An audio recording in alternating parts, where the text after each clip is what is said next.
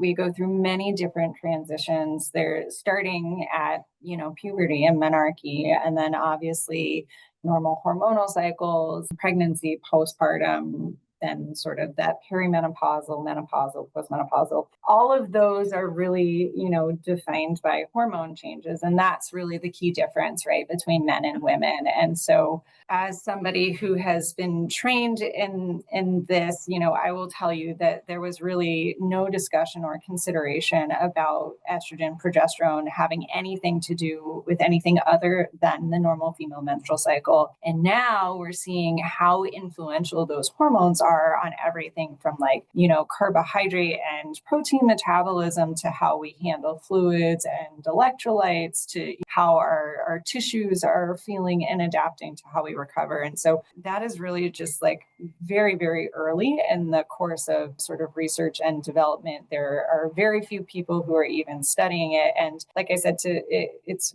just nascent, we're just learning about it. What I will say though, is that there are definitely some people who are experts in this field. And I will give you those resources. Stacy Sims is one of the leading, I would say, female exercise physiologists out there and has really made it her mission to try to break down these gaps or try to address these gaps in the research that is looking at kind of athletes who are females. And so she has a number of wonderful resources, and I certainly rely on her information and her work that she's put out there. I think the challenge is that you can go online and find all sorts of people promoting things and not be certain of kind of the methodologic quality of that.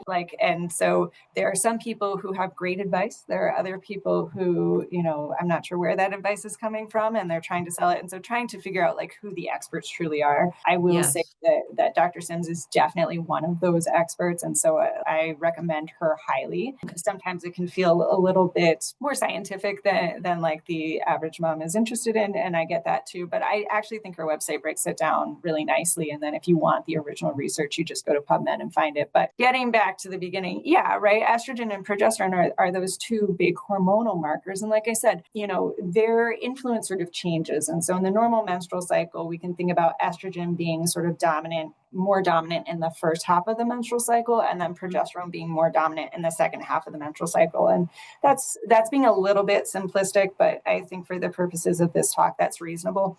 And our body does different things, whether estrogen is more predominant or whether progesterone is more predominant. And so knowing where you are within your own menstrual cycle can actually affect how you're training and how you're recovering.